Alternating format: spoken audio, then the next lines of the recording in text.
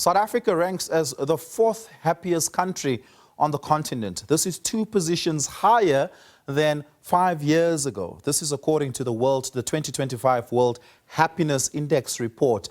Factors such as social support and social development has contributed to the increased happiness relative to other countries that's taken place in South Africa. Helping us make sense of this is Professor Talita, Greyling, who is with University of Johannesburg, a well-being economist, joining us there. Prof. Greyling, thank you so much for your time. Really do appreciate it. These reports, how are they measured? I would assume they're largely sentiment reports. And how much credence and credibility can we place on sentiment data points?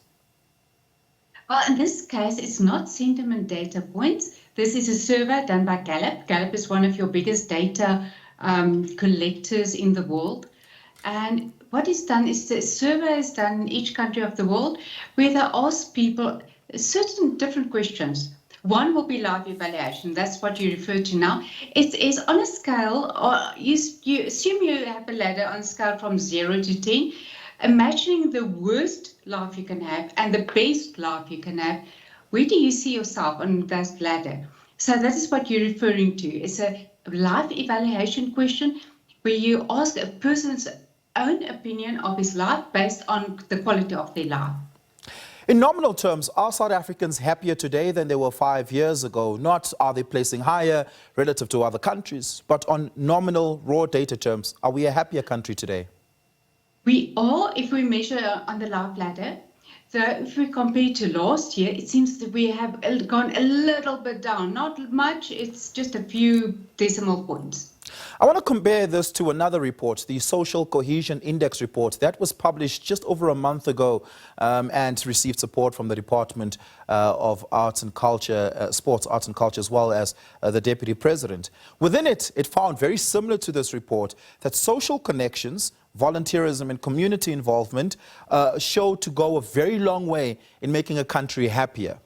Well, that report had an additional data point in that it found that people in marriages tend to be more involved in their communities. Clearly, I'm not very involved. That means social connections, volunteerism, and things such as community activism play a big role in the day-to-day lives of people.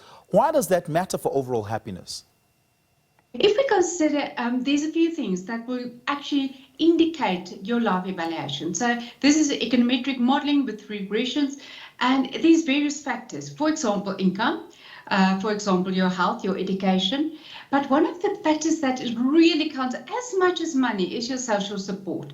So it's not just, it's your whole social structure. So it will be your marriage, but also your relationships to your family, your friends. How involved are you in society? Do you give back to society? And we find that is very important. And interesting, in Africa, we're really performing very well on these different benevolence indicators.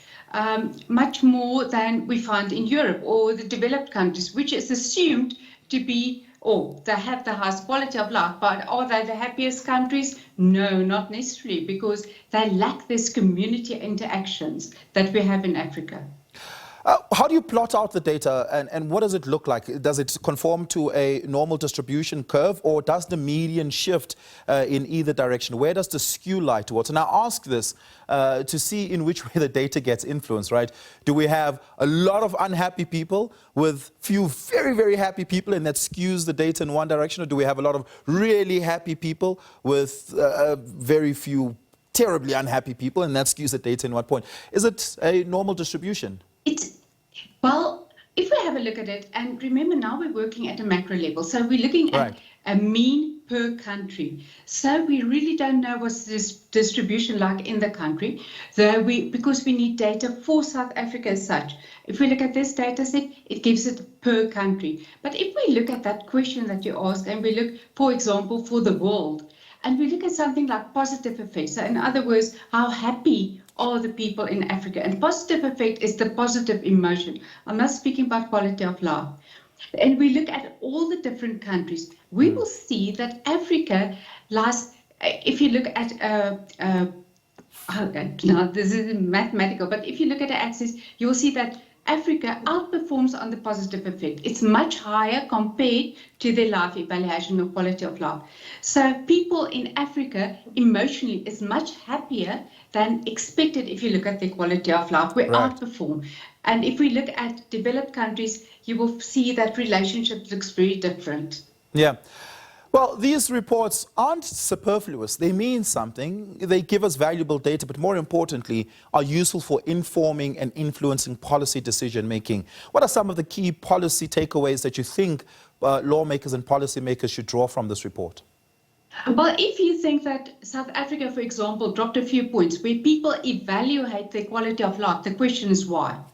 Now, if we look just at basic needs in South Africa, and I find it with my index where I measure quality of life or the happiness of people on a daily basis, as soon as you've got load shedding, water shedding, it affects their quality of life immediately, but also their positive effect, their emotions. So I think definitely from a point of basic service delivery, and these are basics, we can make a difference to the quality of life of people. There's obviously much more. Moving into political sphere of trust the government, less corruption. But just for a start, look at basic services. What's the standard deviation between quality of life as an index measurement versus overall happiness as an index measurement? Well, a standard deviation you can only get on one index. So I think what you mean is what's the difference between the two? If we look at the rankings, then South Africa's ranking will be in the bottom third, so in the 19s, if we look at quality of life. If we look at happiness, we're in the top third. So we are among the best of the best countries if you look at emotional happiness. Right.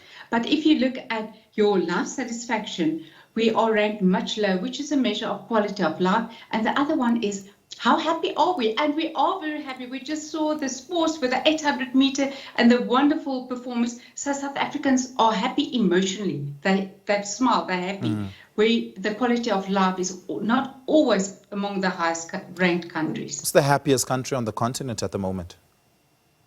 At the moment, it's Mauritius. And that's no surprise. We expect absolutely. Mauritius to perform very well because they are performing well economically. The education levels are good, the health levels are good. So it is expected. Yeah, they should just wait until Bafana and the Springboks play again. We'll be the happiest country on the continent then.